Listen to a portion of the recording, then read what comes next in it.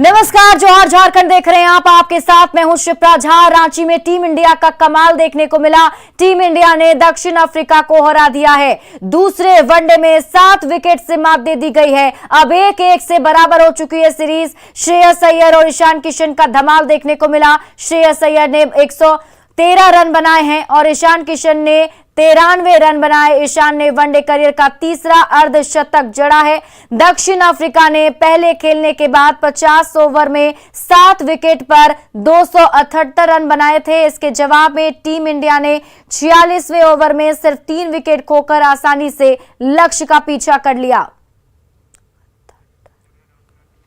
रांची में team India की जीत के बाद जेएससीए स्टेडियम के बाहर जीत को लेकर उत्साह चरम पर नजर आया। क्रिकेट फैंस जहां डांस कर जीत का जश्न मना रहे थे, वहीं भारत माता की जय का नारा भी जोरदार तरीके से लग रहा था। मौके का जायजा लिया न्यूज 18 संवाददाता संजय कुमार सिन्हा ने।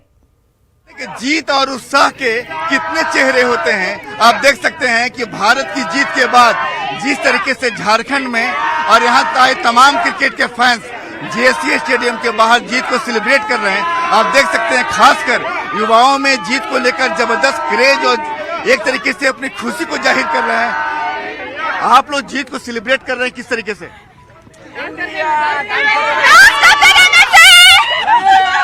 कहाँ से आए? रांची से। कहाँ से आए? रांची से। जिस तरीके से जीत को आप डांस करके सेलिब्रेट कर रहे हैं, क्या मैसेज देना चाह रहे हैं? We love you India। We love India। क्या पढ़ते हैं किस क्लास में? ग्रेजुएशन का। आप देख रहे हैं कि स्नातक की छात्रा हैं, लेकिन हर व्यक्ति अपनी खुशी को जाहिर करता है और ये जाहिर कर रही हैं। आप यहाँ पर देखिए डांस करके सेलिब्रेट करके, तो यहाँ पर तमाम जो चेहरे हैं, आज कह सकते हैं कि रांची एक अलग मूड में नजर आ रही है। और जेएससीए के बाहर का जो नजारा है, वो नजारा को आप न्यूज 18 के कैमरे से आप देख सकते हैं कि ये नजारा कितना खूबसूरत है। वास्तव में जब भी देश जीतता है तो रांची में सेलिब्रेशन कुछ इसी तरीके से होता है। लोग अपनी खुशी को जाहिर करते हैं।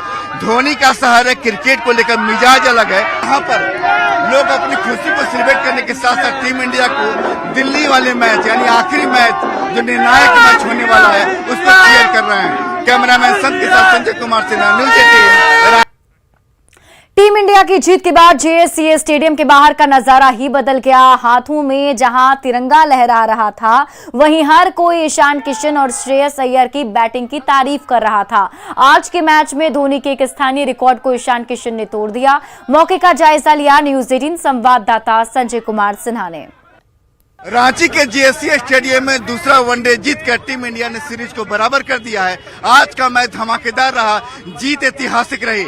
लेकिन हम यहाँ पर देख रहे हैं कि जो लोग दर्शक मैच देखकर बाहर निकल रहे हैं, टीम इंडिया को सेलिब्रेट कर रहे हैं और जीत को सेलिब्रेट कर रहे हैं। देख रहे हैं कि यहाँ जो माहौल बना है, वो माहौल वास्तव में जेएससीए का जो माहौल अपना होता है, जीत के बाद का जो होता है, वो ऐतिहासिक नजर आ रहा है। तो हम दर्शकों से ही बात करेंगे कि आज का जो मैच रहा, जीत का वास्तव में हकदार जो है, मैन ऑफ द मैच का कौन? मैन ऑफ द मैच का हकदार श्रेयस अय्यर और दूसरा ईशान किशन हमारे झारखंड के प्लेयर है, बहुत अच्छे प्लेयर है, बहुत बढ़िया खेले हैं, बहुत बढ़िया खेले।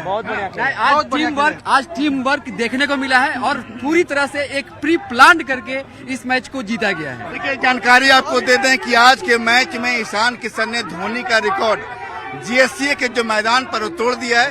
धोनी का इस मैदान पर उच्चतम स्कोर 26 था और टोटल स्कोर धोनी का 47 है। लेकिन ईशान किशन ने 93 रन बनाकर धोनी के जेएससीए के रिकॉर्ड को तोड़ दिया है। और यहाँ पर देख रहे हैं कि तमाम जो चेहरे हैं यहाँ पर जीत को सेलिब्रेट कर रहे हैं। और सबसे और ये जो है, हाँ, ईशान किशन बढ़िया खेला है आज सर। हमारे हिसाब से आगे भी बढ़िया खेलेगा। नहीं रहने के बाद भी इंडिया टीम ने बहुत बढ़िया से मैच जीता। बड़ी टीम ने और ईशान किशन को मैन ऑफ द मैच भी मिलना चाहिए। अच्छी तरह से देख रहे हैं कि यहाँ पर लगातार यहाँ जो फैंस हैं। आप कहाँ से आए? बिहार से सर, बिहार नालंदा जिला जी। तो आज मैच में आनंद कितना आया? बहुत मजा आया, बहुत आनंद। अरे भाई, आनंद आया कि परमानंद आया? परमानंद आया, मतलब सुखानंद भी आया। बिल्कुल। किशन जो बहुत अच्छा खेले है ना, उससे तब दिल गदगद हो गया देख के। भाई देखिए, ये जो है दिखते भी संजू सैमसन की तरह है। क्या भाई? तुम तो संजू सैमसन की तरह दिखते हो। एकदम ईशान किशन के फैन है हम। ईशान किशन बहुत सुंदर खेले तो बहुत अच्छा, दिल गदगद हो गया। बिहार से ही है, बहुत अच्छा। इंडिया जिंदाबाद,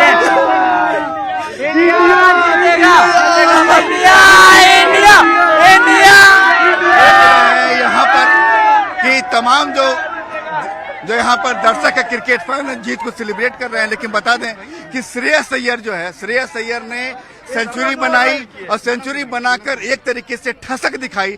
लेकिन जिस तरीके से ईशान किशन ने खेला, लेकिन थोड़ी सी ईशान किशन में कसक रह गई। कैमरामैन संत के साथ संजय कुमार सिन्हा, न्यूज 18 रांची। भारत दक्षिण अफ्रीका के बीच हुए महामुकाबले का लुत्फ झारखंड के सीएम हेमंत सोरेन और राज्यपाल रमेश बैस ने भी लिया। दोनों करीब 1.5 घंटे तक स्टेडियम में मौजूद रहे। अलग अलग समय पर पहुंचते थे दोनों। सीएम हेमंत सोरेन परिवार के साथ मैच देखने पहुंचे थे। सीएम के साथ उनकी पत्नी और दोनों बच्चों ने मैच के दौरान खिलाड़ियों का हौसला बढ़ाया। दक्षिण अफ्रीका पर जीत के बाद टीम इंडिया के फैंस ने तो जश्न मनाया ही। जेएससीए स्टेडियम के खास शख्स के जन्मदिन का केक भी काटा गया।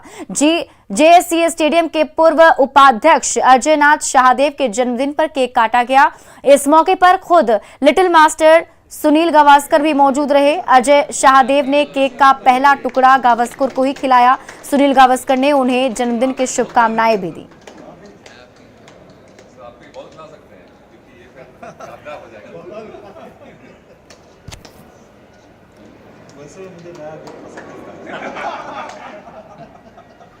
कोडरमा में एक निजी नर्सिंग होम में महिला की मौत के बाद अस्पताल के सभी स्टाफ फरार हो गए हैं, जिसके बाद से अस्पताल में भर्ती मरीज भगवान भरोसे हैं। तिलैया के राजेंद्र क्लिनिक में 2 दिन पहले प्रसव के लिए एक महिला भर्ती हुई थी। कल उसने ऑपरेशन के बाद एक बच्चे को जन्म दिया, जिसके बाद से महिला बेहोश थी और आज दोपहर में उसकी मौत हो गई। जिसके बाद अस्पताल के डॉक्टर और सभी स्टाफ क्लिनिक छोड़कर फरार हो गए हैं, जिससे अस्पताल में भर्ती कई और मरीजों को परेशानी हो रही है। वहीं इस मामले में पुलिस ने भी अस्पताल में आकर जांच की। स्वास्थ्य विभाग ने भी पूरे मामले में जांच के आदेश दिए हैं।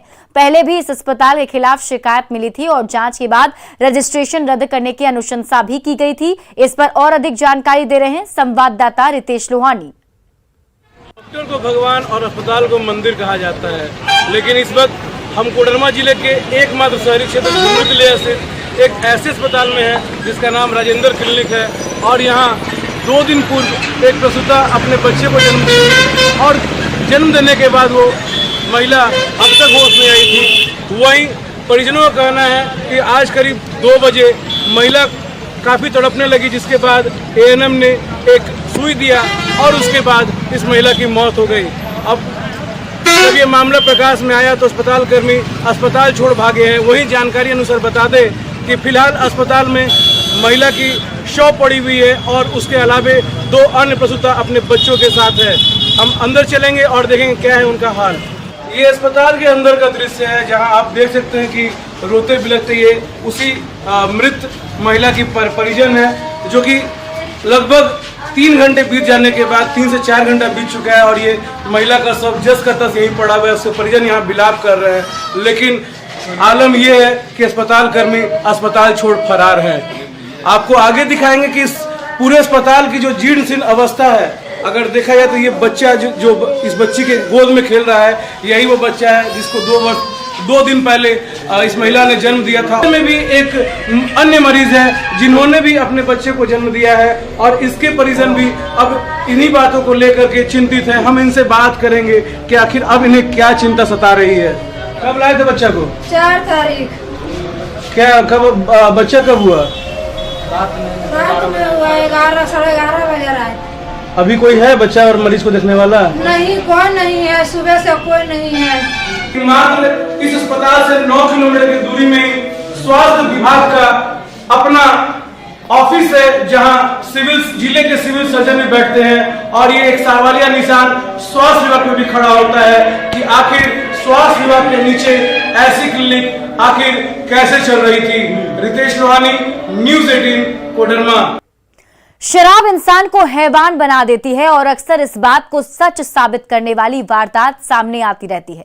लोहरदगा में भी दिल दहला देने वाली ऐसी घटना सामने आई, जिसमें एक पिता नशे में इंसान से हैवान बन गया। पुलिस ने आरोपी पिता को गिरफ्तार कर लिया है, लेकिन बच्ची अब भी रिम्स में जिंदगी की जंग लड़ रही है। शराब ने एक पिता को बनाया हैवान। नशे की आग में झुलस गई एक मासूम। पिता ने 4 साल की मासूम को जलाया। कमरे में बंद कर तेल छिड़क कर लगाई आग। पिता, एक ऐसा शब्द जिसे एक बेटी अपना छत समझती है। पिता एक बेटी के लिए उसकी ताकत होता है। लेकिन लोहरदगा के किस्को थाना क्षेत्र के कोचा बरनाग में शराब ने एक पिता को शैतान बना दिया और शराबी पिता ने हैवानियत की सारी हदें पार कर दी। घटना 8 अक्टूबर की है, जब शराबी पप्पू तूरी ने पत्नी से झगड़े के बाद उसे चाकू से मारना चाहा, लेकिन जब पत्नी जान छुड़ाकर भाग निकली तो शराबी पिता ने कमरे में सो रही अपनी 4 साल की बेटी को ही जिंदा जला दिया। फिलहाल बच्ची की हालत गंभीर है और उसका इलाज रिम्स के बर्न वार्ड में चल रहा है। कैसे जलाया बच्चा को? झगड़ा हुआ था। क्या कर दिया? बेटी में क्या डाला था? कैसे जलाया? मटे तेल। मिट्टी तेल डाल के? हाँ, हाँ। कितना बच्चा है आपका? 5। बाकी सब कैसे बच गया? बड़ा भाग गया, छोटा बच गया। आपको भी मारने की कोशिश किया? हाँ। कैसे? मारने चाकू के निकाला था, मारना, हम भागे। हाँ, हाँ। कितना हमेशा मारपीट करता है?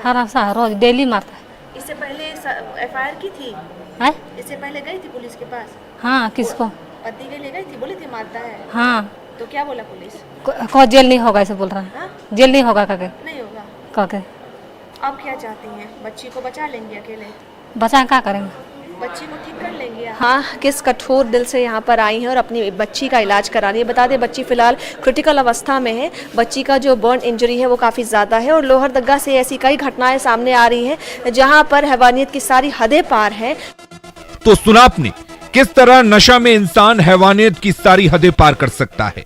अब पिता ने बच्ची को जलाया तो मां उसका इलाज करा रही है।